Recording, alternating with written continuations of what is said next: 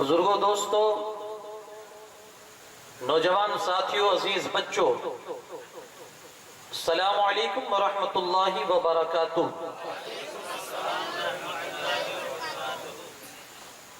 الحمد للہ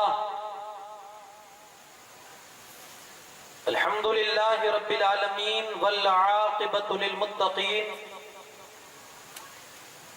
والصلاة والسلام علی سید الانبیاء والمرسلین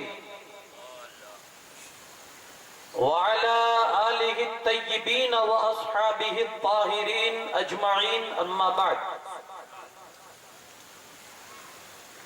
فاعوذ باللہ من الشیطان الرجیم،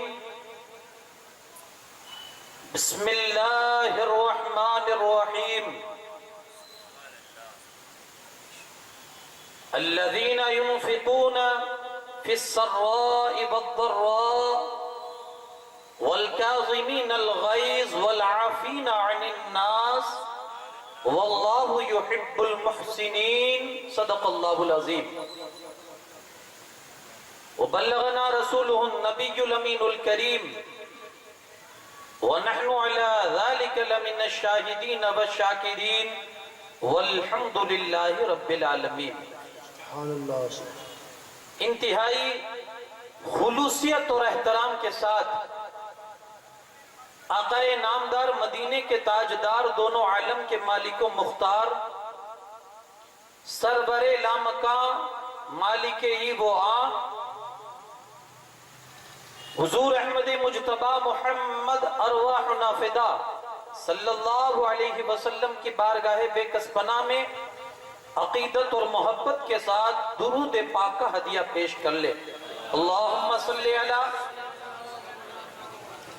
سیدنا شفیعنا نبینا و مولانا محمد وبارک وسلم، صلاۃ و سلام علیک یا رسول اللہ صلی اللہ تعالی علیہ وسلم۔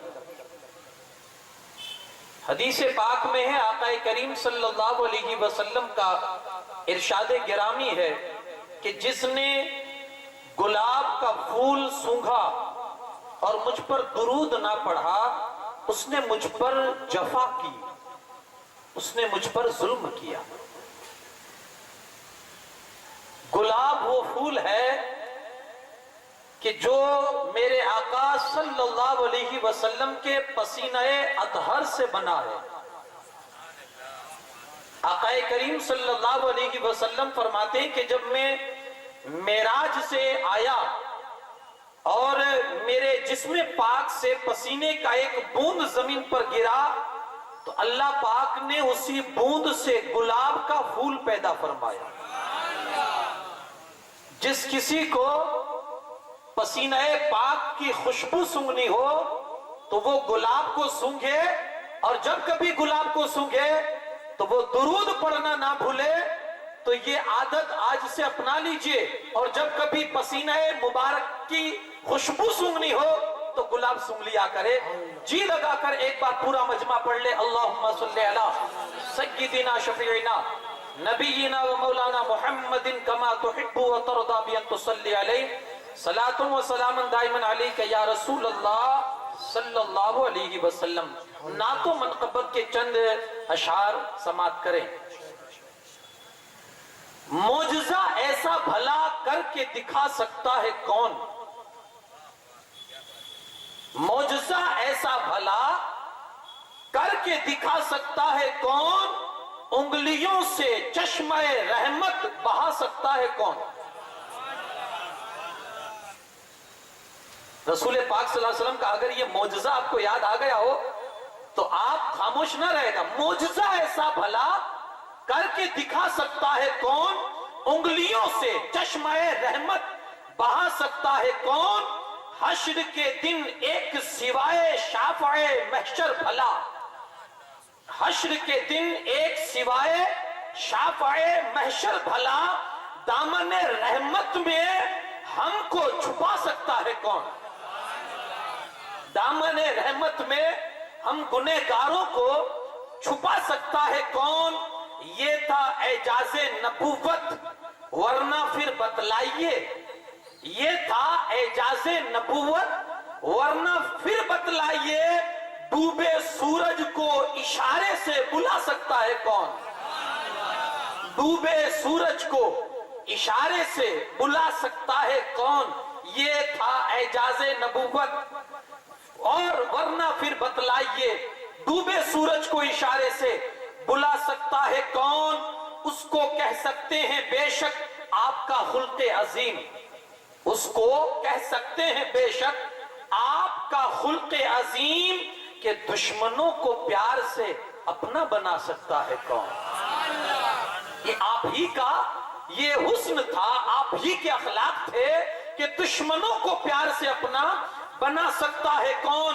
اور سنے موقع کا یہ شعر کہ ہم شبیہ مصطفیٰ اور ابن حیدر کے سوا، اس شعر پر خاموشی نہیں چاہیے، ہم شبیہ مصطفیٰ اور ابن حیدر کے سوا راہ حق میں مسکرا کر سر کٹا سکتا ہے کون؟ راہ حق میں مسکرا کر سر کٹا سکتا ہے کون؟ گر نہ ہوتا اختیار کل انہیں نوری تو پھر، گر نہ ہوتا اختیار کل انہیں تو نوری پھر ماں کے قدموں کے تلے جنت بنا سکتا ہے کون؟ ماں کے قدموں کے تلے جنت بنا سکتا ہے کون؟ معجزہ ایسا بھلا کر کے دکھا سکتا ہے کون؟ انگلیوں سے چشمہ رحمت بہا سکتا ہے کون؟ جی لگا کر ایک بار پورا مجمع پھر درود پاک پڑھے اللہ رب محمد صلی اللہ علیہ وسلم، نحن عباد محمد صلی اللہ علیہ وسلم دائما ابدا ابدا۔ حضرات، آج پھر ہماری اور آپ کی ملاقات 7ویں مجلس پاک، قرآن پاک سے میں نے جس آیت کریمہ کی تلاوت کا شرف حاصل کیا، اللہ پاک فرماتا ہے وہ لوگ جو اللہ کی راہ میں خرچ کرتے ہیں ان کی خیرات اور ان کے صدقے کا جو انداز ہے، کبھی چھپ کے، کبھی دکھا کر، کبھی رات میں، کبھی دن میں، کبھی تنگدستی کے عالم میں، کبھی خوشحالی کے عالم میں، ان لوگوں کا ایک عجیب انداز ہے۔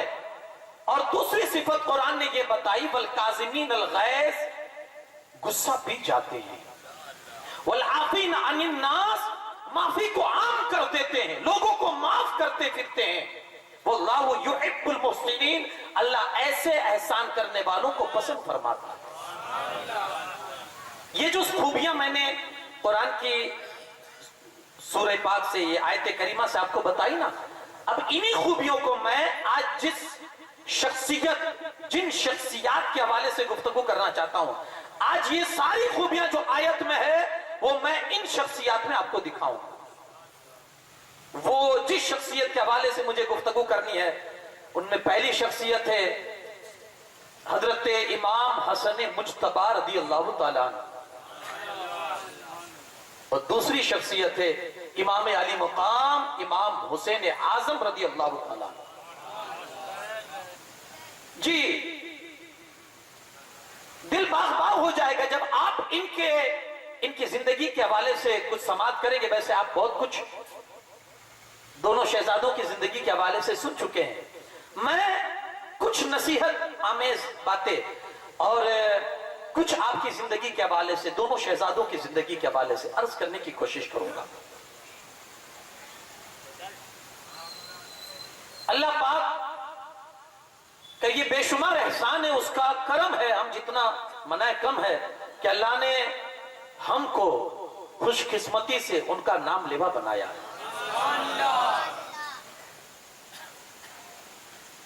رسول پاک صلی اللہ علیہ وسلم کی ایک بڑی بہترین حدیث پاک ہے، حضور علیہ السلام فرماتے ہیں کہ جو نوجوان جنتیوں کے سردار کو دیکھنا چاہتے ہو، کہ حضور نے اس زمانے میں فرمایا تھا جب امام حسنین کریمین زندہ تھے اور ان کا بچپنا تھا، صحابہ کرام تھے، وہ کیسی جماعت سے پہلی شخصیت ہے۔ یہ دونوں شہزادے رسول پاک صلی اللہ علیہ وسلم کے، دونوں شہزادے، دونوں پیارے، دونوں لاڈلے، اور دونوں کی تربیت میں ہمارے نبی صلی اللہ علیہ وسلم کا جو کردار ہے، آپ دیکھیں آپ کو حیرت ہوگی۔ اللہ کے رسول صلی اللہ علیہ وسلم ایک دفعہ حضرت फातिमा ज़हरा सलामुल्लाह अलैहा के घर के पास से गुजरे, देखा रोने की आवाज आ रही है। अल्लाह के रसूल सल्लल्लाहु अलैहि वसल्लम रुक गए, कहा फातिमा क्या है? कहा दोनों रो रहे हैं। कहा फातिमा तुझे नहीं पता, इन्हें मत रुला, इनके रोने से मेरे कल्बे नाज पर असर होता है, मेरा दिल दुखता है जब ये दोनों शहजादे रोते हैं। आप अंदाजा लगाए, ये मोहब्बत थी। नहीं देख सकते थे, उनका रोना नहीं देखा जाता था, उनकी हंसी बहुत पसंद थी, वो मुस्कुराते थे, नबी पाक मुस्कुराने लग जाते थे। वो बैठ जाए अगर पीठ मुबारक पुश्ते अनवर पर, हुजूर लंबे सजदे लंबे कर दिया करे, ये एक नाज था और इन्हीं नखरों के साथ इन्हें पाला है। कोई अंदाजा लगा सकता है? आज अगर हम इस अंदाज से अपने बच्चों को जब तरबियत करते हैं ना, तो लोग कहते हैं इतने भी नखरों से ना पालो, बच्चा बिगड़ जाएगा। लेकिन मेरे आका ने जो सजदे लंबे किए थे ना, हुजूर जानते थे कि एक वक्त वो आएगा कि मेरा हुसैन भी लंबा सजदा करेगा, वो तो ऐसा सजदा करेगा, मैंने तो लंबा सजदा किया, सजदे से सर उठाया भी है, हुसैन इतना लंबा सजदा करेगा, जाते हुए तो हर कोई देखेगा, लेकिन सजदे से सर उठाते हुए कोई नहीं देखेगा। ये तरबियत का एक अंदाज था। हुजूर ने इस अंदाज से तरबियत फरमाई और इस अंदाज से अपने शहजादों को तैयार किया कि तुम्हें एक अजीम मार्के से तुम्हें दो चार होना है, और एक मुसीबतों का पहाड़ है जो तुम्हारा इस्तकबाल करने के लिए खड़ा है। तो सामने हुजूर देख रहे थे। अच्छा, ऐसा भी नहीं था कि हुजूर अलैहिस्सलातु वस्सलाम को पता नहीं था कि दोनों की शहादत नहीं होगी, बचपन ही से शहादत मशहूर थी, बचपन ही से मशहूर थी। हजरत उम्मुल फज़ल, ये हजरत अब्बास की बीवी है, रसूल पाक सल्लल्लाहु अलैहि वसल्लम की चची है। एक दफा आई, अल्लाह के रसूल सल्लल्लाहु अलैहि वसल्लम इमाम हुसैन को गोद में लेकर खिला रहे थे, प्यार कर रहे थे। उम्मुल फज़ल ने देखा, बड़ी मोहब्बत की नजरों से देखने लगी। इतने में क्या देखती कि हुजूर अलैहिस्सलाम रोने लगे। अर्ज करती है, या रसूलुल्लाह सल्लल्लाहु अलैहि वसल्लम, ये अचानक हंसने की हालत में ये रोना कैसे आ गया? आप रोने क्यों लग गए? अल्लाह के रसूल सल्लल्लाहु अलैहि वसल्लम फरमाते हैं, चची क्या बताऊं, बड़ी मोहब्बत से इसको मैं पाल रहा हूं और बड़ी मोहब्बत से मैं इसकी तरबियत कर रहा हूं। एक वक्त वो आएगा कि मेरी ही उम्मत के लोग इसे प्यासा शहीद कर डालेंगे। वो चौंक गई, आपकी उम्मत के लोग और इन्हें शहीद करेंगे? हाँ, वो भी भूखा प्यासा करबला की तपती हुई रेत में मेरे इस लाडले को शहीद कर दिया जाएगा। फिर हुजूर ने उस जगह की मिट्टी मंगाकर भी एक शीशी में रख कर हजरत में सलमा को दी, इसे संभाल कर रखना, जिस दिन ये खून बन जाएगी समझ लेना मेरा बेटा शहीद कर दिया गया है। यहां तक तो बात क्लियर, हुजूर ने बता दिया।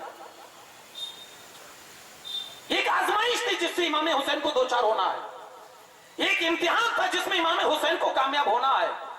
अल्लाह के रसूल सल्लल्लाहु अलैहि वसल्लम ने कभी यह दुआ नहीं फरमाई, ऐ मौला मेरे हुसैन को इस इम्तिहान से बचा ले, बल्कि जब भी दुआ फरमाई तो यही दुआ फरमाई, ऐ मौला मेरे हुसैन को इस इम्तिहान में साबित कदम रखना, साबित कदम रखना। तो ये दोनों शहजादे की एक जिंदगी है अपनी, उसमें इमाम हसन मुज्तबा रज़ी अल्लाह ताला, आप 3 हिजरी में आपकी विलादत हुई। जैसे विलादत हुई, अल्लाह के रसूल सल्लल्लाहु अलैहि वसल्लम के पास हजरत मौला अली करमल्लाहु ताला वजहू करम दौड़े हुए आए, या रसूलुल्लाह सल्लल्लाहु अलैहि वसल्लम बच्चे की विलादत हुई, हुजूर बहुत खुश हुए। कहा अली क्या नाम रखा? कहा हुजूर आपका इंतजार था, आप फरमाए वैसा नाम रख दे। कहा तो फिर मैं भी नहीं रखूंगा, अब हम दोनों इंतजार करेंगे अल्लाह क्या नाम रखता है। कुर्बान जाइए, हमारे यहाँ नाम सजेस्ट करने के लिए या तो हम अपने मोहल्ले की मस्जिद के इमाम को ढूंढते हैं या फिर अपने पीर साहब को ढूंढते हैं। कुर्बान जाइए उस हुसैन आजम और हुसैन हसन मुज्तबा की शख्सियत और उनकी अजमतों पर कि उनके नाम भी अल्लाह आसमानों से भेजता है, उनके नाम भी आसमानों से। कहा क्या नाम रखूं? कहा खामोश हो जाओ, रब का इंतजार करेंगे वो क्या कहता है। जिब्रील अमीन बारगाह रसालत में हाजिर होते हैं, सलाम अर्ज करते हैं, या रसूल अल्लाह सल्लल्लाहु अलैहि वसल्लम, अल्लाह शहजादे के विलादत पर आपको मुबारकबादी दे रहा है और अल्लाह कह रहा है कि इसका नाम हारून अलैहिस्सलाम के बेटे के नाम पर रखा जाए, जिनका नाम था शब्बर, अरबी में उसका ट्रांसलेट करके तर्जमा होता है हसन। हुजूर ने नाम रखा हसन और कुन्नियत अबू मोहम्मद रखी। 7वें दिन अकीका करके उनके बाल तराशे गए, बाल उतार कर उसके वजन के हिसाब से चांदी अल्लाह की राह में खैरात की। अब ये तरबियत हो रही है। 7 साल की उम्र शरीफ, अल्लाह के रसूल सल्लल्लाहु अलैहि वसल्लम का विसाल हो गया। 7 साल, बिल्कुल बचपन, और हुजूर का विसाल हो गया, नाना की जुदाई की। लेकिन आपको हैरत होगी कि 7 साल के अरसे में हमारा बच्चा बोलने की तमीज नहीं आती। हम मदरसे में भी बिठाने में सोचते अभी क्या उम्र है यार, अभी तो मौज मस्ती के दिन है। 7 साल की उम्र है। तारीख पढ़िए बताती है कि कई हदीसें हैं जो रसूलुल्लाह सल्लल्लाहु अलैहि वसल्लम से इमाम हसन ने रिवायत किया है। अल्लाह, 7 साल की उम्र हदीस बयान कर रहे हैं। क्या गजब और क्या कमाल का अल्लाह ने याददाश्त और हाफजा अता फरमाया था 7 साल में। उसमें एक हदीस वो भी है, आपने सुनी होगी कि एक दिन सदके का माल आया, हजरत इमाम हसन भी बैठे हुए थे, एक खजूर उठाई, बचपना था, खजूर उठाई मुंह में डाली, हुजूर ने देख लिया, कहा फू फू निकालो, ये सदके का माल है। या रसूलुल्लाह सल्लल्लाहु अलैहि वसल्लम क्यों नहीं खा सकते, बिल्कुल बचपना है, बिल्कुल बचपना है, सदके का माल है। कहा नहीं खा सकते, कहा बेटा आले मोहम्मद के लिए हलाल नहीं है कि वो सदके का माल खाए। आले मोहम्मद, ये हदीस इमाम हसन ने हुजूर से किस उम्र में सुनी, बिल्कुल बचपने में। लेकिन उस हदीस को रिवायत कौन करते हैं, इमाम हसन अपने बड़े होने के बाद इस हदीस को रिवायत करते हैं। कमाल का अल्लाह ने हाफजा अता फरमाया बचपन में। हमारे और तुम्हारे बेटे को अगर कोई कलमा भी सिखाता है 7 साल की उम्र में, तो कलमे में भी कई दिन लग जाते हैं कि कैसे सिखाएं। मौलाना की कई शिकायत आ जाती है, इतने दिनों से पढ़ता पहला कलमा नहीं आया। अल्लाह अकबर, ये वो हाफिजा, कमाल की कुव्वत याददाश्त अल्लाह ने हजरत इमाम हसन को अता फरमाई थी। 7 साल की उम्र हुजूर अलैहिस्सलातु वस्सलाम का भी साल हो गया। वैसे हुजूर अलैहिस्सलाम ने पूरी जिंदगी आपकी जो तरबियत जिस अंदाज से फरमाई थी ना, और आपने जो लोगों के बीच इनकी अजमतें जो बताई थी, मैं जैसा कि मेरी आदत है, आपकी जिंदगी से जो नुमाया पहलू है आपकी जिंदगी का, इमाम हसन का, वो मैं आपके सामने रखूं। पहला नुमाया आपकी जिंदगी का दरख्शिंदा पहलू वो है बुर्दबारी, बर्दाश्त का मादा। सुनने में आसान है लेकिन पैदा करने में बहुत मुश्किल है ना। कोई तमाचा मार दे तो फिर हंस के उसे मुस्कुरा के जवाब देना, ये इमाम हसन जैसी शख्सियत को आता है। हमारी तो हालत ये है कि गाड़ी से अगर कोई ठोकर भी मार देता है ना, तो 10-20 तो एडवांस उसको गालियां देते हैं, नवाजते हैं उसको। अंधाए देखता नहीं है, ये आदमी कोई जानबूझ के तो नहीं मारेगा ना। बड़ा मुश्किल है कि आदमी बर्दाश्त का मद्दा अपने अंदर लाए। यार वो दिन गए कि तमाचा खाकर दुआएं देते थे, अब तो तमाचे के जवाब में 1-2 नहीं 4-4 भुगतने पड़ते हैं। सबसे नुमाया पहलू इमाम हसन की जिंदगी से आपको मिलेगा, वो बर्दाश्त, हिल्म, बुर्दबारी। ये रसूल पाक सल्लल्लाहु अलैहि वसल्लम की अता थी इमाम हसन मुश्तबा को। बड़े साबिर किस्म के थे, बड़े बुर्दबार थे, बर्दाश्त का अल्लाह ने वो मादा अता फरमाया था। सामने आदमी गाली बोल रहा है और बंदा मुस्कुरा रहा है। इमाम आजम अबू हनीफा को जानते हैं ना आप, जिनकी पैरवी करके आप नमाज पढ़ते हैं 5 टाइम की, जिनकी पैरवी करके आप ज़कात निकालते हैं, जिनकी पैरवी करके आप रोजा रखते हैं, जिनकी पैरवी करते हुए आप हज के फराइज अरकान अदा करते हैं। इमाम आजम अबू हनीफा, एक आदमी ने, वो नहीं जानता था, आकर खींच के एक तमाचा मारा इमाम आजम अबू हनीफा को, खींच के एक तमाचा मारा। इमाम आजम अबू हनीफा, क्या जवाब होना चाहिए, क्या गलती है मेरी? पहले तो सबसे पहले आदमी का सवाल ये, क्या गलती है भाई, क्यों मारा? इमाम आजम अबू हनीफा का किरदार देखे, क्योंकि ये उन लोगों के गुलामों में से, इमाम हसन मुश्तबा के गुलामों में से। फरमाते क्या मैंने गलती की, तूने क्यों मारा? नहीं, कोई सवाल नहीं, किसी तरह का कोई सामने आपने एक्शन नहीं लिया कि किस वजह से तुम मुझे मार रहे हो या मुझे वो किया। जब उसने तमाचा मारा तो इमाम आजम अबू हनीफा कहते, बड़ी प्यारी बात कही इमाम आजम ने, सुने, दिल के कानों से सुने। इमाम आजम अबू हनीफा कहते हैं कि यार अगर अल्लाह ने मुझे अपनी रहमत से जन्नत में दाखिल किया ना, تو میں قسم کھا کر کہتا ہوں تجھے جنت میں اپنے ساتھ لے کر جاؤں گا. میں قسم کھا کر تجھے جنت میں تماچا کھا رہا ہے اور جنت کا مستحق, تماچا مار رہا ہے اور جنت کا مستحق بن رہا ہے. یہ تھا ایک, یہ ہمارے اسلاف تھے. اچھا, معاف کرنے میں ایک چیز یاد رکھنا, اللہ حضور علیہ السلام نے قسم کھائی کہ میں قسم کھا کر, اللہ کی قسم کھا کر کہتا ہوں کہ آدمی اگر کسی کو معاف کرے گا, اللہ کی عزت و جلال کی قسم, اللہ اس کی عزت میں 4 چاند لگا دے گا. سب سے نمایاں پہلو امام حسن مجتبیٰ کی زندگی میں بڑے بردبار تھے, معاف کرنے کا جو آپ کے پاس جو تھا ہنر. اللہ اکبر. ایک دن ایسا ہوا کہ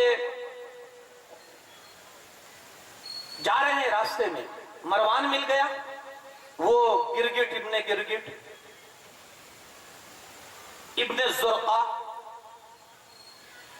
اب امام حسن کی ایک عادت تھی کہ ایسے لوگوں سے جلدی منہ نہیں لگاتے, اور ویسے بھی ایسے لوگوں سے جلدی منہ بھی نہیں لگنا چاہیے. عافیت اسی میں ہے کہ آدمی ایسے لوگوں سے ہمیشہ دور رہے. گرگٹ ابن گرگٹ راستے میں ملا, مجبوراً روکا اس نے, امام حسن کو روکا اور مولا علی کی گستاخی کرنی شروع کی. تمہارے باپ ایسے, تمہارے باپ ایسے, تم ایسے, تمہارا خاندان ایسے. یہ اب وہ گورنر تھا نا, کون بولتا, جواب تو نہیں دے سکتے تھے, گورنر. بہت برائی کر لی حضرت علی کی, بہت برائی کر لی. میرا امام خاموشی سے سن رہا ہے, کوئی جواب نہیں, کوئی جواب نہیں. جب وہ تھک گیا کہ یار اس پر تو کوئی اثر ہی نہیں ہو رہا, میں اتنی گالیاں دے رہا ہوں, تو اس نے سوچا کہ چلو اب جانے دیں ان کو. اسی بیچ میں اس نے سیدھے ہاتھ سے اپنی ناک صاف کر لی, سیدھے ہاتھ سے اپنی ناک صاف کر لی. اب امام حسن سے برداشت نہ ہوا, کہتے ابھی تک تم میرے باپ کو گالیاں دیتا تھا, مجھے گالیاں دیتا تھا, میرے خاندان کو گالیاں دیتا تھا. جب ہماری اپنی بات تھی ہم نے برداشت کر لیا, لیکن میرے مصطفیٰ کی سنت کو تو توڑے گا تو یہ حسن کبھی برداشت نہیں کر سکتے. نادان, تجھے معلوم نہیں ہے سیدھے ہاتھ سے ناک نہیں صاف کی جاتی, ہمیشہ الٹے ہاتھ سے صاف کی جاتی ہے. یہ جو آپ کی سیرت ہے یہ ہمیں بتاتی ہے کہ جب اللہ رسول کا مسئلہ آ جائے تو مومن کو خیرت مند بن جانا چاہیے. نہیں برداشت کیا میرے امام نے, اپنی بات تھی, باپ کو گالیاں سن رہے تھے باپ کے حوالے سے, برداشت کر لیا, چپ ہو گئے. حد ہو گئی یار, منبر پہ کھڑے رہ کر مولا علی کو گالیاں دی گئی ہے اور ان شہزادوں نے برداشت کر کے صبر کیا ہے. لیکن جب نبی کی سنت کی بات آئی تو امام حسن ہو یا امام حسین, کیوں مدینہ چھوڑا تھا, کیوں مکہ چھوڑا تھا, کیوں کربلا گئے تھے, نبی کے دین کی عظمت اور حرمت کو بچانے کی خاطر, کہ اگر ہمارے اوپر کوئی آنچ آتی ہے ہمیں برداشت سے, بیٹا جاتا ہے تو سو جائے, ایسے 100 بیٹے ہو اللہ کی راہ میں دے دیں گے, لیکن نبی کے دین پر آنچ آئے نہ حسن برداشت کریں گے نہ حسین برداشت کریں گے. یہ آپ دیکھیں نا ان کی زندگی سے سب سے نمایاں پہلو امام حسن مجتبیٰ کی زندگی میں جو تھا وہ ہے بردباری, معاف کرنا. سوئے نصیب وہی چیز ہماری زندگی سے نکل گئی ہے.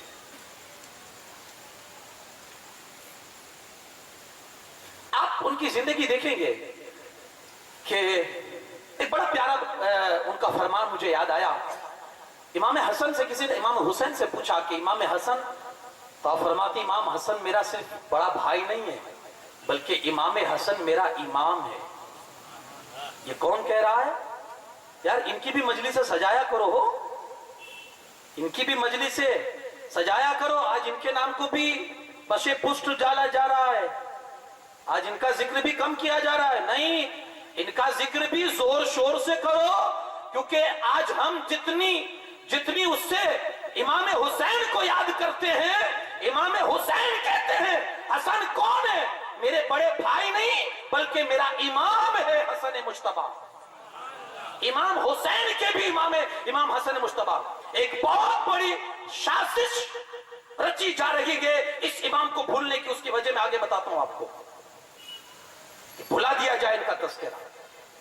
نہیں, ہمارے لیے تو دونوں نبی کی آنکھ ہے, ہمارے لیے تو دونوں نبی کے شہزادے ہیں, ہمارے لیے تو دونوں نوجوان جنتی جوانوں کے سردار ہیں, نہ بھلایا جائے, انہیں بھی یاد کیا جائے. امام حسین کہتے ہیں میں نے اکثر چیزیں اپنے بھائی امام حسن سے سیکھی ہے, اس میں ایک چیز یہ بھی ہے ایک دن ایسا ہوا کہ امام حسن اپنی بیوی کو طلاق دینا چاہتے تھے. اب اس کی کیا غلطی رہی ہوگی یہ تو وہی جانتے ہیں, مجھے تو نہیں پتا تھا. امام حسین نے کہا, ایک دن میں گیا ان کے پاس اور جا کر کہا, بھائی آپ وہ بھابھی کو طلاق کیوں دے رہے ہیں؟ کوئی غلطی ان کی, کوئی وجہ؟ تو آپ نے قرآن کی ایک آیت سنائی. سنیں آج یہ ذرا دل کے کانوں سے سنیں, یہ ہر گھر کا مسئلہ ہے نا, یہ تھوڑا دل کے کانوں سے سنیں. امام حسین نے جب کہا بھائی طلاق کیوں دینا چاہتے ہیں, تو کہا, آپ نے آیت پڑھی قرآن پاک میں, ہن لباس لکم وانتم لباس لہن. قرآن کہتا ہے تمہاری بیوی تمہارا لباس ہے اور تم تمہاری بیوی کے لباس ہو. اب اس کا مفہوم کیا ہے نا, شاید ہم نے نہیں سمجھا ہوگا. چلو ایک مفہوم یہ بھی سمجھا دوں جو امام حسن نے امام حسین کو سمجھایا تھا. کہا حسین یہ آیت پڑھی ہے قرآن میں؟ کہا حضور کئی مرتبہ پڑھی ہے. اس کا مفہوم جانتے ہو؟ جی حضور جانتا ہوں. تو کہا حضور بتاؤ تو صحیح کہ آپ اپنی بیوی کو طلاق کیوں دے رہے ہو؟ امام حسن کہنے لگے کہ جب وہ میرا لباس ہے اور میں اس کا لباس ہوں تو اس میں کیا کمزوری ہے وہ میں تمہیں بتاؤں؟ وہ میری بیوی ہے, رب تو کہتا ہے کہ پردہ ڈال, وہ تیرا لباس ہے. اور لباس کا کام کیا ہوتا ہے؟ چھپانا. لباس کا کام کیا ہوتا ہے؟ چھپانا. آپ اپنی بیوی کو سماج میں بدنام کریں گے یا اس کے عیبوں پر پردہ ڈالیں گے؟ امام حسین چونک گئے. بھائی قرآن کی یہ آیت تو بہت مرتبہ پڑھی ہے, لیکن اس قرآن کی آیت کی حقیقت حسین کو آج سمجھ میں آئی ہے. یہ آیت کی حقیقت آج سمجھ میں آئی ہے کہ بہت صحیح آپ نے کہا. آج بہت سے لوگ ہوں گے جو اپنے گھر کی عزتوں کو اس طرح سے نیلام کرتے ہیں. قرآن نے جو کہا نا وہ تمہارا لباس تم ان کے لباس, اس کو سمجھے یار, اس کی حقیقت کو سمجھے. کہا وہ تمہارا لباس تم ان کے لباس. تو مولا حسین کہتے ہیں یار اس دن سے میں قدموں میں گر گیا امام حسین کے کہ آقا یہ تفسیر ابھی تک بہت مرتبہ یہ آیت میں نے پڑھی, تفسیر حقیقت میں آج سمجھ میں آئی اس آیت کی.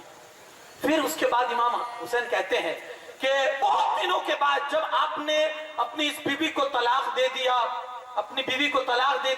کئی عرصے کے بعد میں دوبارہ ان کے پاس گیا, اور ان سے جا کر کہا کہ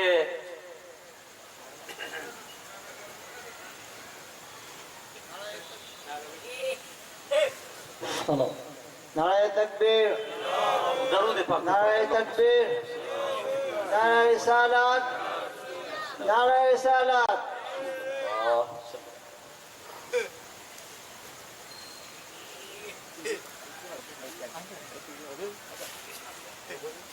نعرہ تکبیر, نعرہ تکبیر, نعرہ تکبیر, نعرہ رسالت, نعرہ رسالت.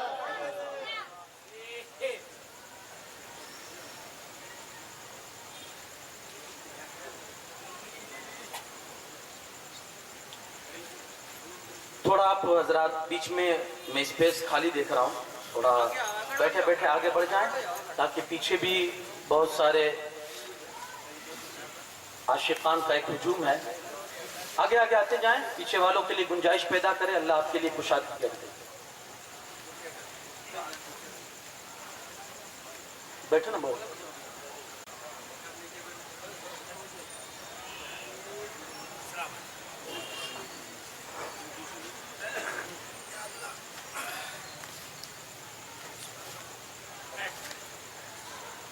ذرا جی لگا کر مجمع کے ماحول کو پھر سے وہی روپ دیں اور درود پاک کا نذرانہ پیش کر دیں. اللہم صلی علی سیدنا شفینا نبینا مولانا محمد طب القلوب و دوائها عافیت الابدان و شفائها نور الابصار و ضیائها وعلى آلہ وبارک وسلم صلاۃ و سلام علیک یا رسول اللہ صلی اللہ علیہ وسلم. بڑی توجہ کے ساتھ سماعت کریں. امام حسن مجتبی کی میں وہ آپ کو خصوصیت بتانا چاہتا ہوں. علم میں وہ مقام اللہ نے عطا فرمایا تھا کہ امام حسین کہہ رہے ہیں کہ میرا آقا ہے حسن, میں نے بہت کچھ ان سے سیکھا ہے. وہاں یہ بھی سیکھا ہے کہ جب طلاق دینے کی بات آئی تو میں نے پوچھا بھائی طلاق کیوں دے رہے ہو اپنی بیوی کو؟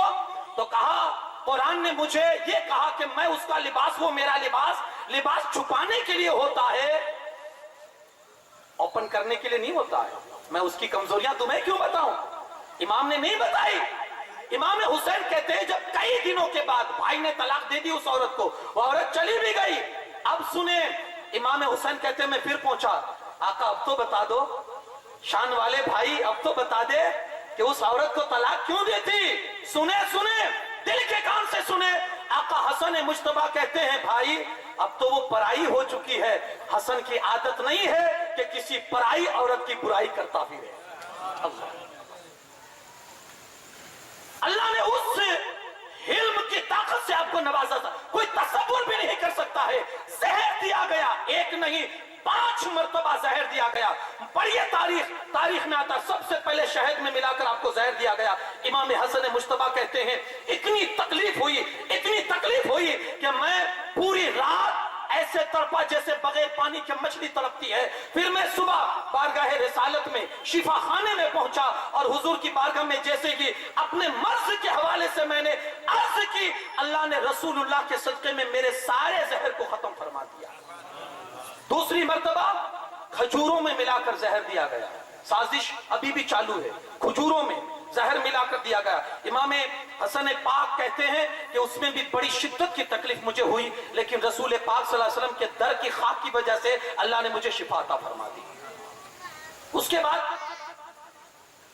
امام حسن پاک کہتے ہیں کہ اس طرح سے مسلسل 5 مرتبہ زہر حلال مجھے دیا گیا، 5 مرتبہ۔ ہر بار اللہ رب العزت نے مجھے اپنے حبیب کے صدقے میں مجھے شفا دی، لیکن آخری بار جو زہر دیا گیا نا وہ ہیرے کی گنی پیس کے دیا گیا، اتنا سخت تھا۔ سراہی میں پانی کا جو کوزہ پڑا ہوا تھا اس میں ڈال کے رکھ دیا گیا۔ امام حسن مجتبیٰ کہتے ہیں رات میں پیاس لگی، میں نے پیا تو اس کے حلق سے نیچے اترتے ہی مجھے ایسا محسوس ہونے لگا کہ جیسے جگر کے ٹکڑے ٹکڑے ہو رہے ہیں اور آنکھوں کے ٹکڑے ٹکڑے ہو کر کبھی قے کے ذریعے باہر آ رہے ہیں، کبھی دست کے ذریعے سے باہر آ رہے ہیں۔ تھوڑی دیر میں حالت یہ ہوئی کہ امام پاک بالکل کمزور ہو گئے۔ امام حسین کو بلایا گیا، امام حسین تشریف لائے، کہا بھائی کیا ہوا؟ کہا لگتا ہے کسی نے بہت خطرناک زہر دیا ہے کہ جس کی وجہ سے میری یہ حالت ہو چکی ہے۔ آپ نے وہ تشت دکھایا جس میں آپ کے آنکھوں کے ٹکڑے پڑے ہوئے تھے۔ امام حسین نے جیسے ہی دیکھا آنکھوں میں آنسو آ گئے، بڑے بڑے آنسوؤں سے میرا امام رونے لگا۔ کہا حضور بتائیے کس نے زہر دیا ہے؟ تو پہلا سوال جو امام حسن مجتبیٰ کا تھا وہ یہی تھا بھائی کرو گے کیا؟ کہا اسے قتل کر دوں گا۔ کہا سنو، اگر مجھے جس کے بارے میں ہے کہ اس نے مجھے زہر دیا ہے اگر وہی ہے میں اپنا معاملہ اللہ رب العزت کے حوالے کرتا ہوں، وہ بہترین انتقام لینے والا ہے۔ لیکن اگر مجھ سے جس کے بارے میں گمان ہے وہ نہیں ہے تو حسن نہیں چاہتا کہ اس کی وجہ سے کسی بے جرم اور جس کا جرم ہی نہیں اس کو قتل کیا جائے، یہ میں نہیں چاہتا۔ یہ آپ کا علم تھا، یہ بردباری تھی کہ اتنی شدت کی تکلیف میں بھی اپنے قاتل کو معاف کر رہے ہیں۔ آج یہ آپ دیکھیں نا، اللہ کے رسول صلی اللہ علیہ وسلم کی ایک حدیث پاک ہے، سنیں حضور علیہ الصلوۃ والسلام فرماتے ہیں 2 چیزیں جس بندے کو مل گئی اللہ کی ہر نعمت اسے مل گئی، ہر نعمت۔ ایک معاف کرنے کی دولت جس بندے کو مل گئی نا، معاف بڑا مشکل ہے بھائی، بڑا مشکل ہے۔ یہ چیز آپ کو دیکھنی ہے نا امام حسن مجتبیٰ کی زندگی میں اور کربلا کے امام کی زندگی میں ملے گی، ہے نا؟ جس نے کربلا کے میدان میں آ کر ہزار فوجیوں کے ساتھ مل کر جس نے امام کا راستہ روکا تھا نا، وہی جب کربلا کے میدان میں حور کی شکل میں آیا نا تو میرے امام نے اسے بھی معافی عطا کر دی جس نے راستہ روکا تھا۔ یہ کلیجہ تھا، یہ جگر تھا جو اللہ نے عطا فرمایا۔ معاف کہتے ہیں حضور کہ جس کو یہ مل گئی، ہر دنیا کی ہر دولت مل گئی۔ پہلی چیز معاف کرنے کی دولت اور دوسری چیز ہے یقین کی دولت جو آج ہمارے پاس نہیں ہے۔ یقین ہے آپ کے پاس؟ اسلام نے جو چیزیں ہمیں دی ہے کیا اس بات پر یقین ہے آپ کو؟ یقین کسے کہتے ہیں آپ جانتے ہیں؟ یقین اسے کہتے ہیں کہ جب قرآن پاک کی آیت اتری نا وَلَوْ أَنَّا كَتَبْنَا عَلَيْهِمْ، کہ اگر ہم، اللہ فرماتا اگر ہم اے رسول تیرے چاہنے والوں کو حکم دے دینا کہ وہ اپنی گردن کاٹ کے تیرے قدموں پہ رکھ دے تو تیرے چاہنے والے سچے ہیں، وہ گردن کاٹ کر تیرے قدموں پہ ڈال دیں گے۔ یہ جب آیت اتری سیدنا صدیق اکبر بارگاہ رسالت میں حاضر ہوتے ہیں، عرض کرتے ہیں یا رسول اللہ حکم فرمائیں، ابو بکر ابھی گردن کاٹ کے قدموں میں ڈال دیتا ہے۔ یہ یقین تھا ان لوگوں کے پاس جو آج ہمارے پاس نہیں۔ چاہیے دو چیزیں امام حسن مجتبیٰ کی زندگی میں، ایک نمایاں پہلو جو آپ کو نظر آئے گا نا وہ یہی، بڑے بردبار تھے، بڑے حلیم تھے، صبر اور برداشت کا اللہ نے وہ مادہ انہیں عطا فرمایا تھا کہ کوئی تصور بھی نہیں کر سکتا ہے، اور یہی چیز امام حسین کی زندگی میں آپ کو ملے گی۔ بہرکیف امام حسن مجتبیٰ رضی اللہ تعالیٰ عنہ، مولا پاک کی جب شہادت ہوئی اور آپ کوفہ میں ہیں تو اس کے بعد آپ ہی خلیفہ ہوئے، اور ہمارے علماء کرام نے خلفائے راشدین میں سب سے آخری نام امام حسن مجتبیٰ کا لکھا ہے جنہوں نے 6 ماہ خلافت کے فرائض انجام دیے۔ خلیفہ ہوئے، حالات دن بدن بگڑتے چلے گئے۔ ایک وقت وہ آیا کہ جیسے میرے رسول صلی اللہ علیہ وسلم نے پیشن گوئی فرمائی تھی کہ میرا یہ بیٹا سید ہے، ایک دن وہ آئے گا کہ 2 مسلمانوں کی جماعت کے بیچ یہ صلح کروائے گا، ہزاروں کی جانیں اس کی وجہ سے بچ جائے گی۔ حضور نے پیشن گوئی فرمائی تھی اور ہوا بھی ایسا۔ حالات جب بگڑنے لگے تو امام حسن مجتبیٰ رضی اللہ تعالیٰ عنہ نے حالات کے مد نظر حضرت امیر معاویہ کے ساتھ صلح کر لی اور ان کے ہاتھ میں 3 شرطوں کے ساتھ خلافت ان کو سونپ دی۔ پہلی شرط، امیر معاویہ کے بعد یہ خلافت واپس امام حسن کے پاس آ جائے گی اور امام حسن خلیفۃ المسلمین ہو جائیں گے، پہلی شرط۔ دوسری شرط کہ عراق ہو، حجاز ہو یا مدینہ ہو، مکہ ہو، وہاں جتنے بھی لوگ ہیں مولا علی کرم اللہ تعالیٰ وجہ الکریم کے ساتھی، ان سے کسی طرح کا کوئی مواخذہ اور مطالبہ نہیں کیا جائے گا، کیونکہ جنگ جو ہو چکی تھی، کوئی مواخذہ نہیں۔ تیسری شرط یہ، مولا حسن کا جو بھی قرضہ ہے وہ انہیں چکانا پڑے گا۔ یہ 3 شرطوں پر یہ بات طے ہوئی۔ اب اس کے بعد سے جو 26 جو سازشیں ہوئی اور امام کو زہر دیا گیا، ایک نہیں کئی بار زہر دیا گیا، بالآخر آخری مرتبہ جو زہر دیا گیا میرے امام، اسی زہر میں آپ کی شہادت ہو گئی، آپ کا انتقال ہو گیا آخری مرتبہ۔ تو یہ جو خلافت آپ کے ہاتھ میں آئی، آپ نے جو صلح کی نا، کئی لوگوں کو ناگوار گزرا، یہاں تک کہ ایک دفعہ ایسا بھی ہوا کہ امام نماز پڑھ رہے تھے، کوفہ ہی میں امام نماز پڑھ رہے تھے، ایک ظالم بدبخت آگے بڑھا اور اس زور سے اس نے مصلا کھینچا امام کا کہ امام حسن مجتبیٰ نیچے گر گئے اور آپ کا پیر زخمی ہو گیا۔ اب آپ نے سوچ لیا اور آپ کو احساس ہو گیا، حالات آپ کی نظروں کے سامنے آ گئے کہ اب یہاں رہنا اچھا نہیں ہے، اس لیے آپ نے وہاں سے کوچ کر کے کوفہ سے مدینہ پاک کا رخ کر لیا، اب یہاں آ کر زندگی گزار رہے ہیں۔ امام حسن مجتبیٰ کی زندگی میں نے ابھی عرض کیا کہ اس کم عمر میں جب رسول اللہ صلی اللہ علیہ وسلم کے ساتھ تھے، 7 سال کی عمر تھی، لیکن حضور نے جتنا دیا اس بندے نے لیا اور نقش کر لیا اپنے سینے میں۔ آپ ان کے فرمان پڑھیے نا، آپ کو حیرت ہوگی۔ ایک فرمان میں آپ کو، 2 فرمان میں آپ کو سناتا ہوں امام حسن مجتبیٰ کے، آپ کی زندگی بدل دے گا۔ پہلا فرمان جو امام حسن مجتبیٰ کا ہے وہ یہ کہ آدمی کو اپنے مذہب کی اصلاح کرتے رہنا چاہیے۔ دیکھیے، اسے دل کے کانوں سے سنیے، ہم اور آپ، اللہ کا بے شمار احسان ہے کہ اس نے اسلامک ماحول میں پیدا فرمایا ہے نا، بے شمار اس کا احسان ہے کہ اس نے مسلمان پیدا فرمایا۔ یہ ہماری پسند نہیں تھی بلکہ اس نے اپنی پسند سے پیدا فرمایا، یہ اس کا کروڑوں احسان ہے۔ وہ اگر چاہتا تو کسی بھی مذہب میں ڈال سکتا تھا، اور اس پر کرم والا کرم یہ ہے کہ اس نے انسانی روپ دیا، انسانی شکل دی، وہ چاہتا تو کسی بندر و گدھے کی شکل بھی دے سکتا تھا۔ یہ کروڑوں احسان اس کے کہ اس نے انسان کے ساتھ ایمان کی دولت عطا فرمائی۔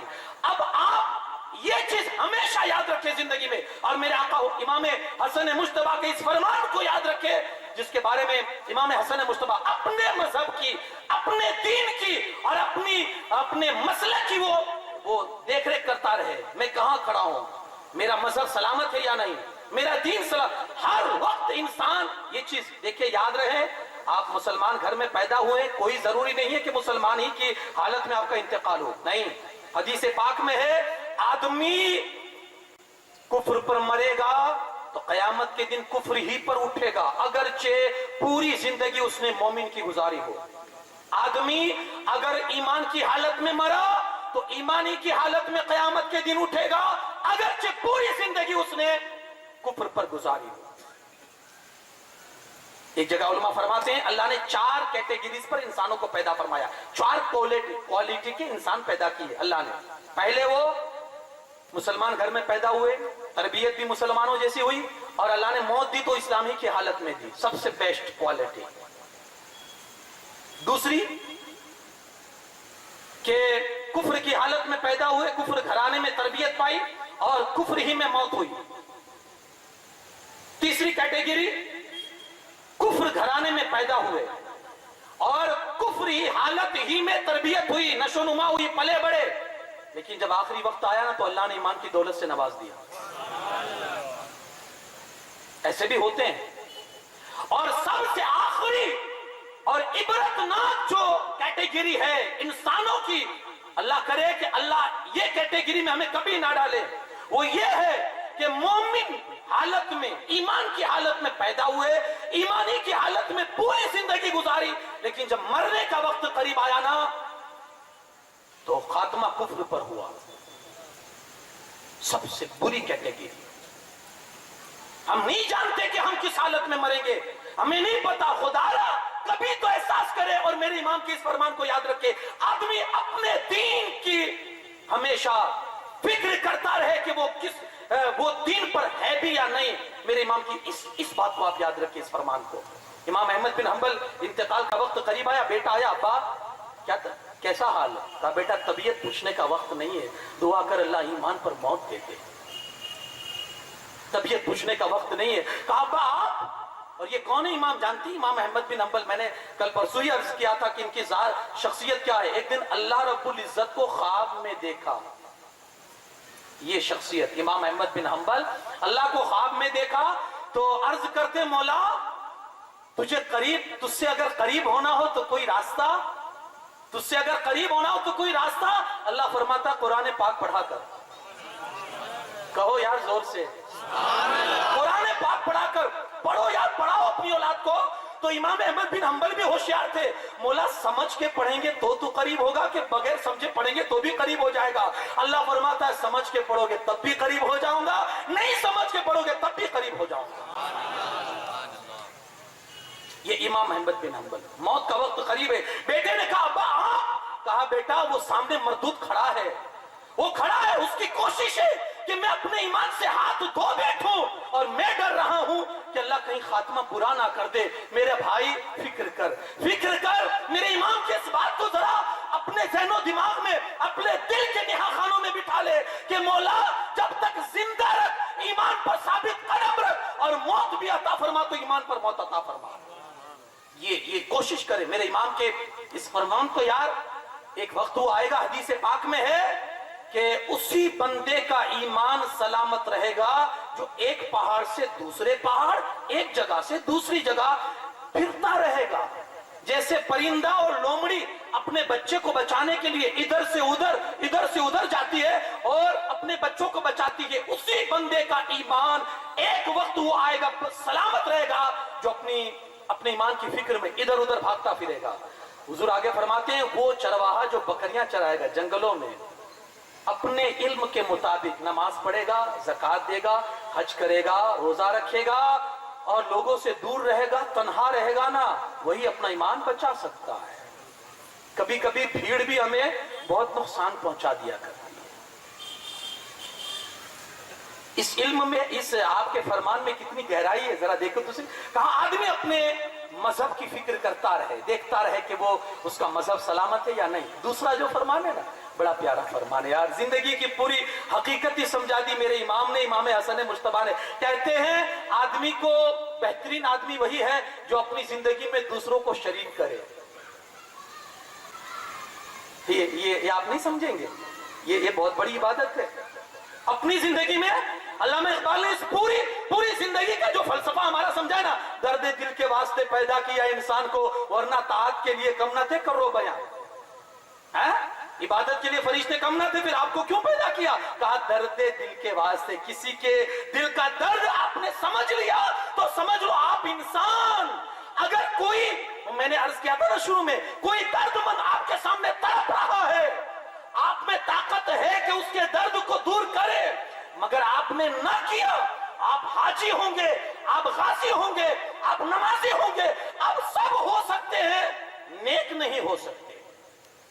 آپ نیک نہیں ہو سکتے. کسی درد مند کے درد کو آپ نے دور نہ کیا. اللہ نے آپ کو طاقت دی تھی, مگر آپ نیک نہیں ہو سکتے. تو کسی حکیم کے پاس کچھ لوگ گئے اور جا کر کہا دیکھیں اللہ کا بھی یہ نظام ہے, اس نے جو کائنات بنائی ہے نا وہ سب دوسروں ہی کے لیے بنایا, ہماری زندگی اپنے لیے ہے نہیں, وہ دوسروں کے لیے ہے. اس کو آپ ایسے سمجھے. کبھی آپ نے دیکھا ہے دریا اپنا پانی خود پیتا ہو؟ پانی اس کا ہے, پیتے اور ہے. کبھی آپ نے دیکھا بھینس دودھ اپنا خود پیتی ہو؟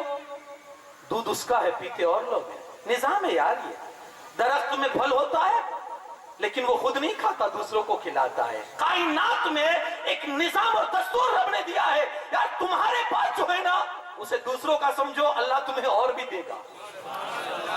یہ ایک درد پیدا کیجئے یار کسی کے لیے. یہی زندگی کا اصل مزہ ہے. اور یہ چیز آپ کو خانوادہ اہل بیت میں نظر آئے گی. کوئی بھی ہو, میرا آقا حسین ہو, میرے آقا امام حسن ہو, میرے مولا ہو, کوئی بھی ہو, حتیٰ کہ اگر علی اصغر بھی ہونا تو اس کی زندگی سے بھی یہی کہ ہماری زندگی اپنے لیے نہیں, اوروں کے لیے. یہ کتنی گہرائی ہے اس فرمان میں میرے آقا حسین امام حسن مجتبیٰ کے. کہا بہترین انسان کی زندگی وہ ہے جو اپنی زندگی میں دوسروں کو شریک کرے. بہترین. ایک حکیم کے پاس لوگ گئے, کہا ہم بہترین زندگی گزارنا چاہتے ہیں. اس کا آپ کے پاس کوئی راز؟ تو کہا رات میں میرے یہاں دعوت میں آؤ, میں اس کا راز آپ کو سمجھا دوں گا. رات میں دعوت میں آئیے. سارے لوگ دعوت میں گئے تو حکیم صاحب نے شوپ بنایا اور کٹورا میں بھر کے سارے لوگوں کے سامنے رکھ دیا, اور 1 میٹر لمبا چمچہ 1 میٹر ان کو دیا اور کہا پیو. اب 1 میٹر کا لمبا اگر چمچہ ہو تو اس سے شوپ کیسے پیا جائے گا, ہے نا, منہ تک پہنچے گا ہی نہیں. اب سب لوگ ادھر ادھر دیکھ رہے ہیں کیسے پیے اس کو, یہ اتنا بڑا لمبا چمچہ اس نے دے دیا ہے تو پیا ہی نہیں جا سکتا ہے نا. حکیم نے کہا کیا ہوا؟ کہا نہیں پی سکتے. کہا رکھ دو. سب نے رکھ دیا. حکیم صاحب نے 1 چمچ اٹھایا, حکیم کے سامنے جو آدمی بیٹھا تھا نا چمچ بھرا اور اس کو پلا دیا. جب اس نے چمچ اٹھایا تو سارے چمچ اٹھے, سب نے اپنے اپنے سامنے والوں کو پلانا شروع کر دیا. سب نے سب کو پلا دیا. حکیم کہتے ہیں سمجھ گئے خوشحال زندگی یہ ہے دوسروں کو کھلاؤ, اللہ تمہیں کھلا دے گا. یہ زندگی کا اصل مزہ ہے یار. دوسروں کے کام آ جاؤ, اللہ تمہارے کام آ جائے گا. وہ اللہ خود فرماتا ہے جب بندہ میرے بندے کی مدد میں ہوتا ہے تو میں اس کی مدد میں ہوتا ہوں. کیا گہرائی ہے میرے امام کے اس فرمان میں. کہتے ہیں بہترین زندگی وہ ہے جو دوسروں کے لیے جی جائے, جو اپنی زندگی میں دوسروں کو شامل کرے. بہترین زندگی وہ ہے. ورنہ تو یار اگر اپنی زندگی آپ اپنی سمجھتے ہیں تو پھر اس زندگی میں مزہ نہیں ہے. میرے امام کی زندگی کا آپ ملاحظہ کر سکتے ہیں. تو آقا حسن مجتبیٰ رضی اللہ تعالیٰ عنہ نے پوری زندگی اس انداز سے آپ نے گزاری کہ صبر و شکر کے ساتھ, اور سخاوت بھی آپ کے گھرانے کی تو ایک وہ بے مثل ادا ہے کہ کوئی اس کو خوبصورت انداز میں یا مکمل انداز میں کوئی بیان ہی نہیں کر سکتا ہے کہ کیا سخاوت کا روپ تھا. 2 مرتبہ پورے گھر کا سامان اللہ کی راہ میں دے دیا.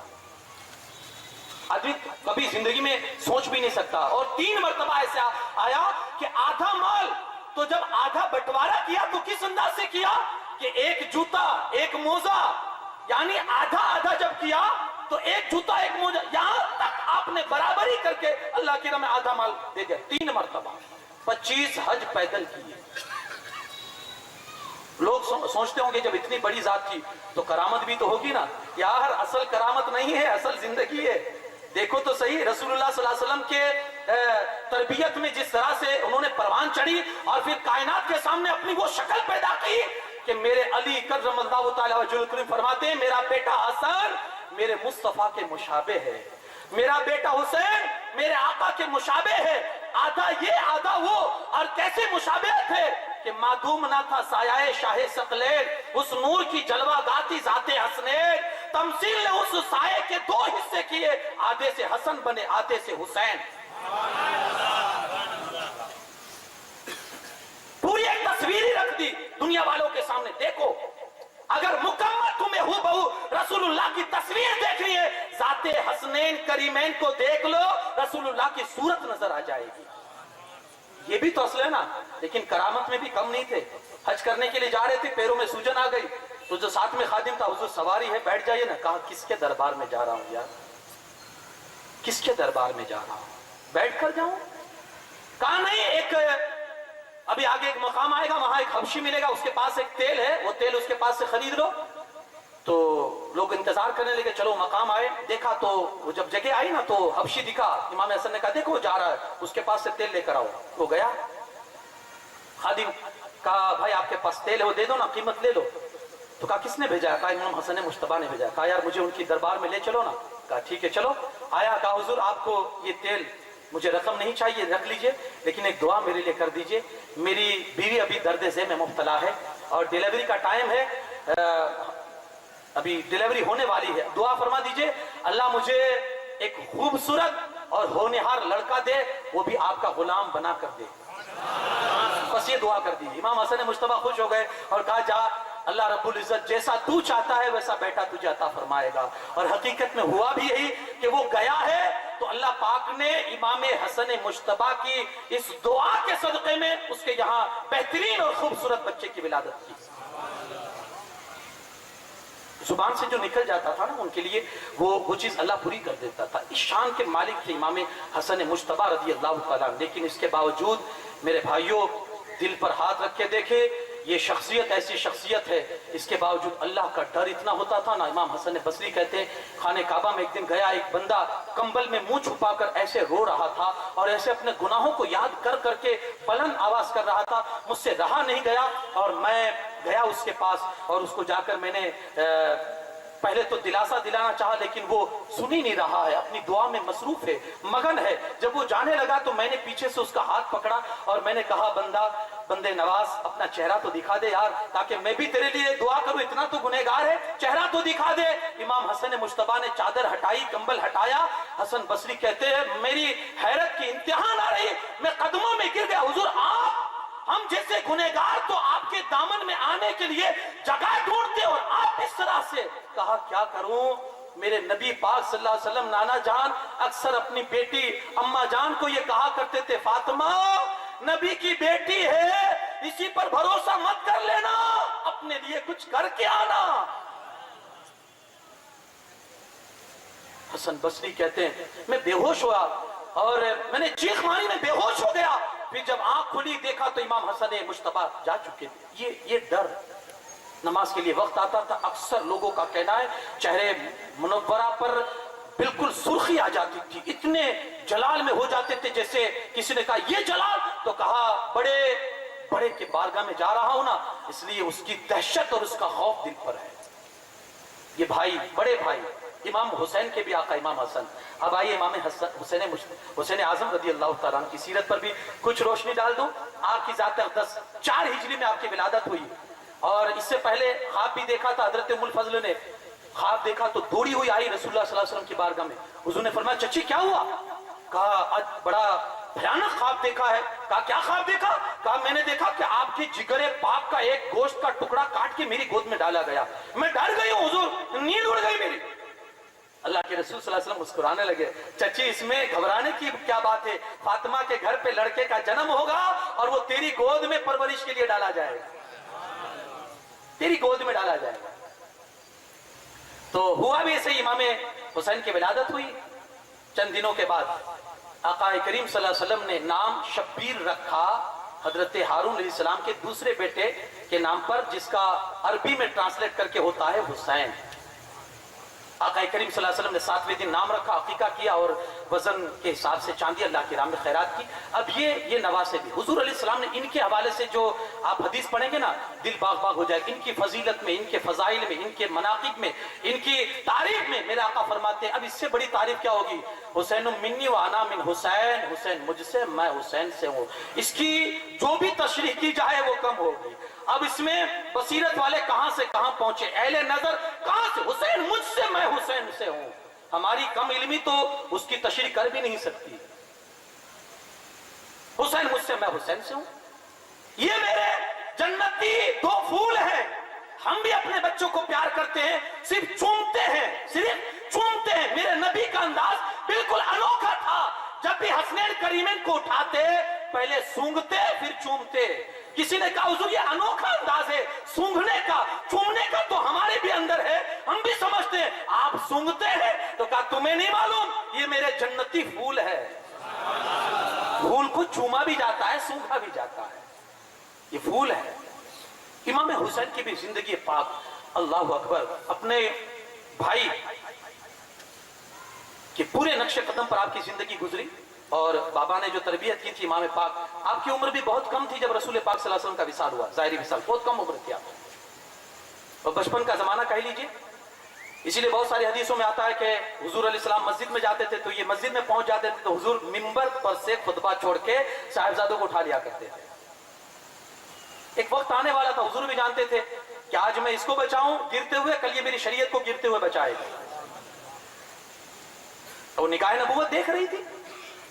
इमाम हुसैन रज़ी अल्लाह तआला अन्हु, आपकी शख्सियत, आपकी, मैंने अर्ज किया था कि जहां माफी इमाम हसन की जिंदगी में है ना, सबको माफ करते फिरना, दिल बड़ा था, कलेजा बड़ा रखते थे, जिगर बड़ा रखते थे। इमाम हुसैन की भी जिंदगी में यही चीज आपको नजर आएगी कि एक खादिम आया, मेहमान आए हुए थे, शोरबे का प्याला लेकर आया, शोरबा का प्याला थोड़ा टेढ़ा हुआ गिर गया तो इमाम पाक के कपड़े भी बिगड़ गए शोरबे की वजह से, वो मेहमान के भी हो गए। खादिम डर गया, अब क्या होगा, डांट देंगे, निकाल देंगे, ज़ज्र तौबीक करेंगे, डर गया हो। इमाम पाक ने गजब की नजर से जब उसे देखा तो तरबियत याफ्ता जो था, है ना, इमाम के घर का तरबियत याफ्ता था, फौरन जुबान पर कुरान पाक की आयत आ गई, वल काज़िमीन अल गैज़, गुस्से को पी जाने वालों को अल्लाह पसंद करता है। मेरे इमाम मुस्कुराने लगे, कहा जा ठीक है माफ कर दिया। वल आफीन अनिन नास, लोगों को माफ करने वालों को अल्लाह बहुत पसंद करता है। इमाम पाक कहते ठीक है जा माफ भी कर दिया, कहा वल्लाहु युहिब्बुल मुहसिनीन, और जो लोगों के साथ एहसान करता है ना अल्लाह उसे भी बहुत पसंद करता है। इमाम पाक कहते चल माफ भी किया, गुस्सा भी पी गया और तुझे अपनी गुलामी से आजाद भी कर दिया। सिर्फ इतना नहीं, उसकी शादी अपनी एक खादिमा से करवा दी और कहा तुम दोनों की जिंदगी भर का खर्चा अब से हुसैन के ऊपर है। ये अंदाज, ये सखावत, ये माफी। आप देखे ना करबला के मैदान में एक कूफा का एक शख्स था जिसका नाम था अब्दुल्ला, कहीं गया हुआ था, 6 महीने के बाद आया तो देखा कूफे में बिल्कुल सन्नाटा, सारे घरों में ताला लगा हुआ है, कोई घर खुला नहीं है। तो ये हैरत में पड़ गया, यार पूरा कूफे में सन्नाटा है, क्या मसला है। गया अपने घर, बेटियों से पूछा क्या मजरा है, तो आपको मालूम नहीं है किसी ने यजीद के खिलाफ बगावत की है ना, तो इब्ने जियाद यहाँ हमारा गवर्नर है, उसने हुक्म दिया है कि सारे नौजवान करबला चले, कोई भी अपने घर में मिला तो उसको कत्ल कर दिया जाएगा। तो सारे नौजवान दरवाजा बंद करके अपने घर वालों को अंदर बंद करके सब चले गए कूफा करबला लड़ने के लिए। अब उसको तो नहीं मालूम था कि इमाम हुसैन से मुकाबला है, अब्दुल्ला नाम था। जाने लगा तो बेटे ने कहा अब्बा वो जंग में जाते हैं तो जब जीत के आते हैं ना तो माले गनीमत भी मिलता है, अब मुझे यमनी अकीक बड़ा पसंद है, मिल जाए तो लिया ना, यमनी अकीक बड़ा पसंद है, मिल जाए तो लिया ना। अब ये अब्दुल्ला गया करबला, पहुंचा तो देखा कि चारों तरफ से लश्कर ही लश्कर, एक आदमी तने तनहा है जिसके पीछे 60-70 आदमियों का घेरा, उससे लड़ रहे हैं, वो तना मुकाबला कर रहा है। ये सोच रहा है कि यार एक जमात ने सर उभारा, यहां तो एक आदमी और उसके पीछे इतने लोग हमला करने, एक आदमी तनहा जवाब दे रहा। करीब गया और करीब गया, वो अपना लड़ रहा है, जो तनहा आदमी है उसको नहीं मालूम कि आका हुसैन है, वो देख भी नहीं पा रहा था। तो बिल्कुल करीब गया ना, इमाम हुसैन की नजर उस पर पड़ गई लेकिन उसकी नजर नहीं पड़ी थी। इमाम हुसैन फरमाते अब्दुल्ला और करीब आ जा, अब्दुल्ला और करीब आ जा। ये सोचने लगा यार ये मुझे पहचानता भी है, मेरा नाम भी जानता है, इसका मतलब कोई रिश्तेदारी है, लेकिन इसने सर क्यों उठाया, रिश्तेदारी लगता है। जब करीब गया تو میرے امام نے اپنی انگوٹھی اتاری اور کہا لے سنبھال لے، تیری بیٹی نے چلتے ہوئے کہا تھا نا کہ یمنی عقیق بہت پسند ہے، اپنی بیٹی کو لے جا کر یہ انگوٹھی دے دینا۔ یہ سخاوت، لڑائی شروع ہے، جنگ جاری ہے، کہاں سے سیکھا یہ سیکھا کہاں سے؟ کہیں سے نہیں، اپنے بابا سے سیکھا تھا، اپنے بابا علی المرتضیٰ سے سیکھا تھا۔ علی المرتضیٰ کہتے ایک دن مسجد میں نماز پڑھ رہا ہوں، ایک سائل آتا ہے اور نمازی کی حالت میں آواز بلند کرتا ہے کوئی جو اللہ کے نام پر دے دے؟ سارے لوگ نماز پڑھ رہے ہیں، کون دے گا نماز کی حالت میں؟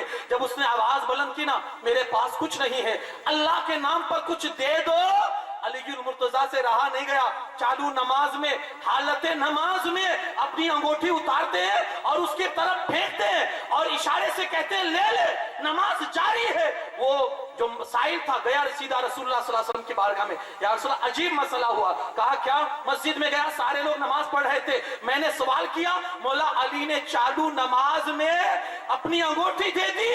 حضور علیہ السلام خوش ہو گئے اور کہا یہ علی ہی کا حق ہے۔ وہیں سے تو سیکھا تھا۔ یہاں جنگ لڑ رہے ہیں اور سخاوت بھی ساتھ میں کر رہے ہیں۔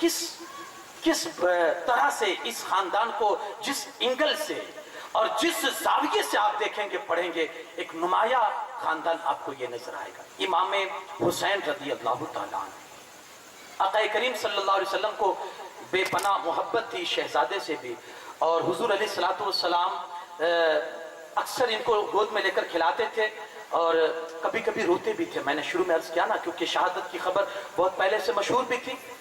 مولا علی کرم اللہ تعالیٰ وجہ الکریم جب اس راستے سے نکلے تھے جس کو کربلا کا راستہ کہا جاتا ہے، تو سواری روکی اور تھوڑی دیر اس زمین پر بیٹھ کر آپ روئے، اتنا روئے کہ وہ زمین مٹی وہ بھیگ گئی۔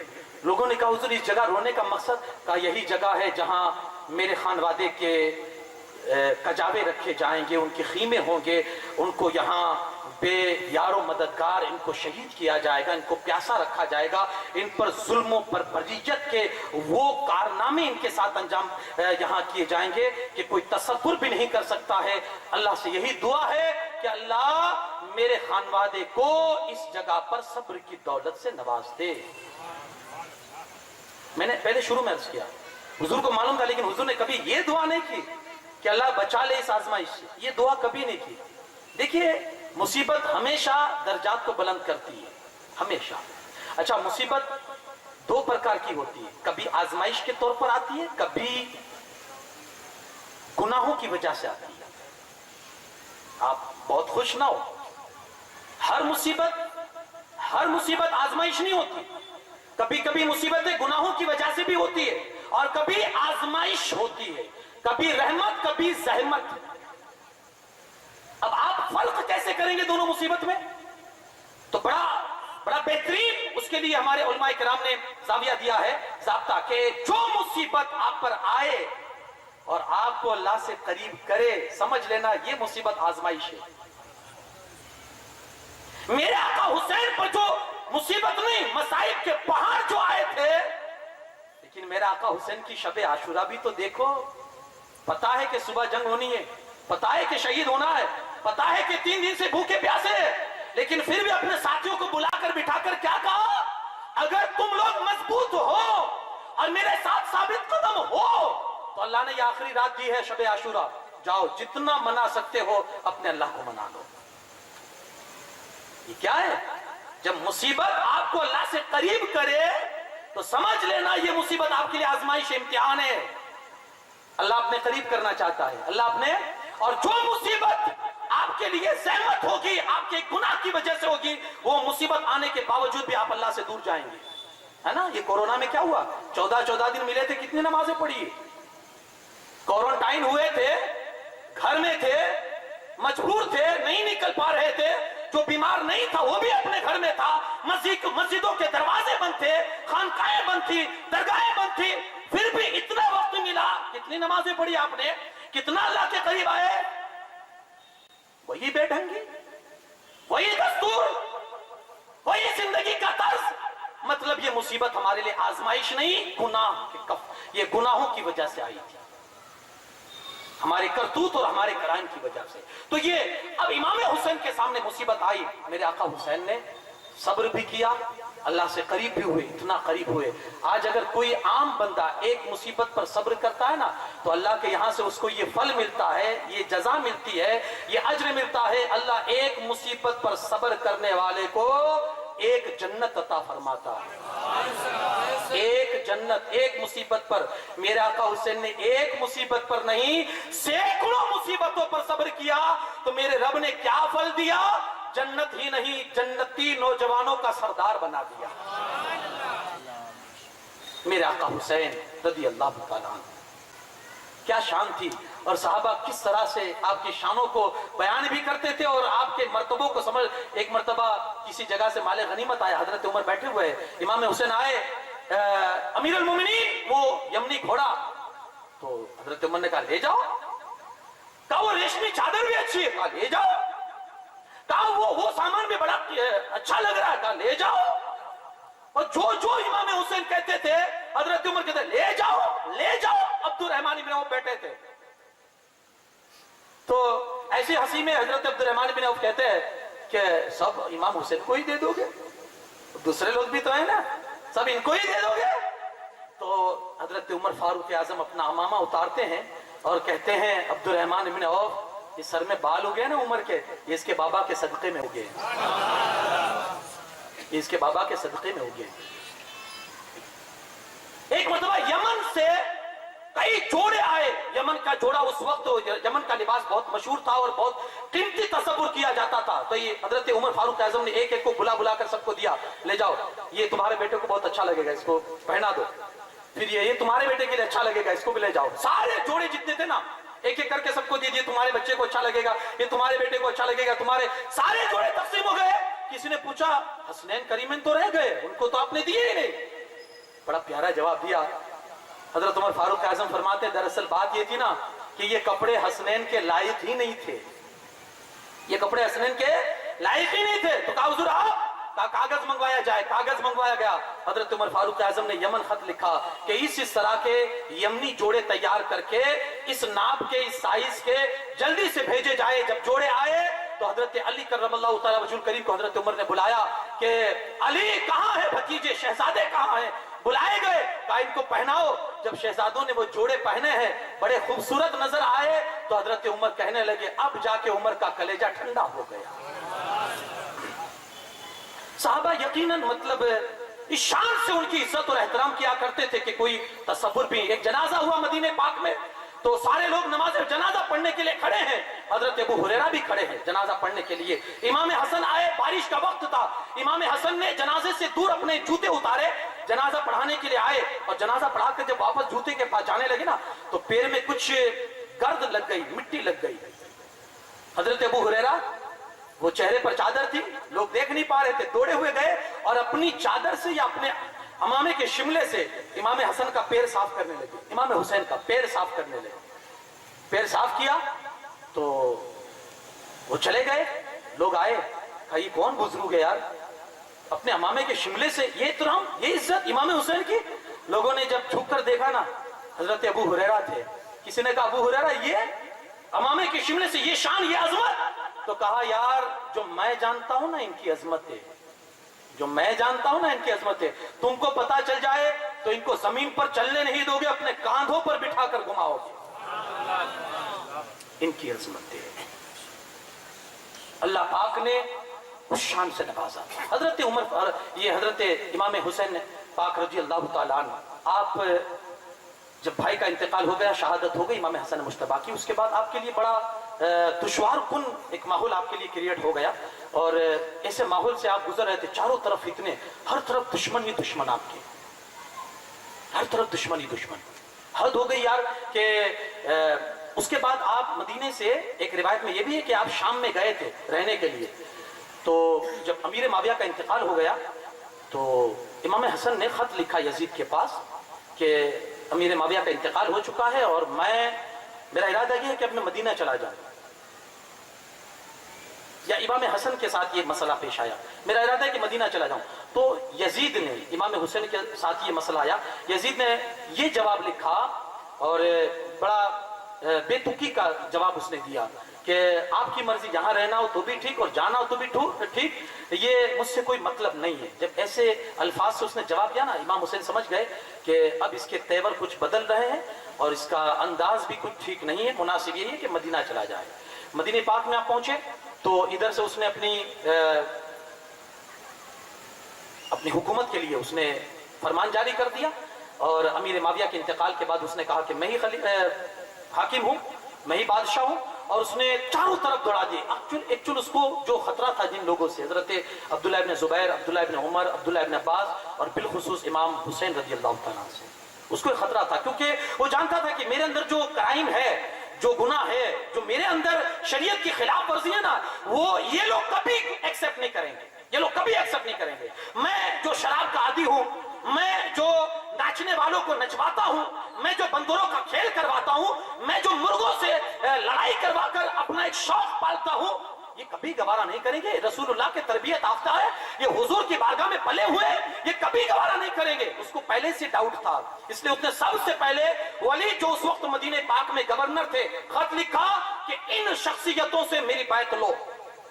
वलीद ने जैसे ही खत पढ़ा तो उसने सोच लिया कि तो मेरे लिए बहुत बड़ा इम्तिहान है। इमाम हुसैन मस्जिद पाक में बैठे हुए थे, एक कासिद गया कि आपको गवर्नर बुला रहे हैं। इमाम हुसैन और हजरत अब्दुल्लाह इब्न अब्बास बैठे हुए थे। कहा किस वजह से बुलाया होगा? इमाम हुसैन समझ गए। कहा लगता है अमीर माविया का इंतकाल हो चुका है और ये अपनी बैत के लिए बुला रहा है यजीद। तो कहा हुजूर आप जाएंगे, कुछ झगड़ा ना हो जाए? तो आपने कहा नहीं, ऐसा कुछ नहीं होगा, मैं नौजवानों को साथ में ले जाता हूं और उनको आपने ट्रेन किया कि मैं बाहर तुमको छोड़ के जाऊंगा, अगर अंदर आवाज बुलंद हो तो फौरन अंदर आ जाना। इमाम हुसैन गए और वलीद बैठा हुआ था, उसके बगल में मरवान इब्न हकम बैठा हुआ था। कहा किस लिए बुलाया? तो वलीद ने जो खत आया था इमाम पाक के सामने रख दिया। कहा हुजूर ये खत आया है और इसका जवाब आप दीजिए। इमाम हुसैन ने जैसे ही पढ़ा इन्ना लिल्लाहि व इन्ना इलैहि राजिऊन पढ़ने के बाद कहते हैं कि देखिए मैं एक आम आदमी नहीं हूं, मैं रसूलुल्लाह का शहजादा हूं और मेरी बैत इस तरह से छुप कर नहीं ली जा सकती। अगर मेरी बैत लेनी है ना तो बरसर आम लोगों को जमा करो, एक मजमा जमा करो, उसके बाद सबसे बैत लो, वहीं मैं भी बैत देख लेंगे। इस तरह छुप के मुनासिब नहीं है। तो वलीद बड़ा आशिक था, कहा हुजूर जैसी आपकी मर्जी, आप जा सकते हैं। जैसे इमाम पाक खड़े हुए ना तो मरवान इशारा करके वलीद से कहता है देख अभी काबू कर ले, वरना हुसैन अभी जब हाथ से निकल जाएंगे ना तो फिर हाथ में नहीं आने वाले। इमाम हुसैन के कानों में आवाज गूंजी, इमाम पाक रुक गए और कहते हैं ओ इब्ने जुर्का, क्या कह रहा है? मुझ पर काबू पा ले वरना पा नहीं सकता है। किसमें ताकत है, तुझ में या इस वलीद में? आ जाए मेरे सामने। घबरा गया, पीछे हट गया। इमाम हजरत वलीद ने कहा हुजूर आप तशरीफ ले जाएं, इसे बोलने दीजिए। जब वो जाने लगा वलीद बैठ गया, इमाम हुसैन चले गए तो वलीद से मरवान कहने लगा देख अब पछतावा होगा तुझे, इनको जाने दिया तूने, अब ये कभी हाथ में नहीं आएंगे। वलीद गुस्से में आकर कहता है अरे तेरा बुरा हो, तेरी हिलाकत हो, मुझे रसूलुल्लाह के बेटों को शहीद करने के हवाले से तू मुझे उकसाता है, मुझे आमादा करता है। अरे ये दुनिया की दौलत क्या है, ये मर्तबा क्या है, ये विलायत क्या है, ये इमारत क्या है, ये गवर्नरी क्या है? तू है ऐसी गवर्नरी पर जो मुझे रसूलुल्लाह के इस शहजादे पर जुल्म करके मिले। मैं ये कभी नहीं कहूंगा और मैं ये कभी नहीं कर सकता कि अपने दीन और ईमान को बर्बाद करूं। वक्त आएगा देखा जाएगा। इमाम पाक ने देख लिया हालात दिन ब दिन बदलते जा रहे हैं और यहाँ प्रेशर पर प्रेशर आ रहा है वलीद के पास कि इमाम हुसैन से बैत ली जाए। इमाम पाक ने फैसला कर लिया अब मदीने को अलविदा कहना चाहिए, अब मदीने को अलविदा कहना चाहिए। मेरे आका हुसैन मदीना छोड़ने के करीब हुए, दिल रोने लगा है ना। आज हाजी जाते हैं ना, सिर्फ हमारा एक ताल्लुक है ना हुजूर से उम्मती होने का है, एक इश्क का है, एक मोहब्बत का है। वहां तो कई ताल्लुकात थे, बेटे थे है ना, बेटे थे, शहजादे थे और कैसा प्यार जैसा सगे बेटे को मिलता है उससे कहीं ज्यादा प्यार मिला था। अब ये मदीना छोड़ने की बात आई, लेकिन मेरे आका हुसैन के सामने दो चीजें थी, मदीने में रुकना, ईमान बचाना। मेरे आका हुसैन ने देखा कि अगर मदीने में रुकता हूं ईमान की बेहुरमती हो जाएगी, रसूलुल्लाह के दीन की हुर्मत पर आंच आ जाएगी। अगर मदीने में रहता हूं तो इस तरह से रसूलुल्लाह के दीन पर आंच आएगी, हुजूर भी नाराज हो जाएंगे,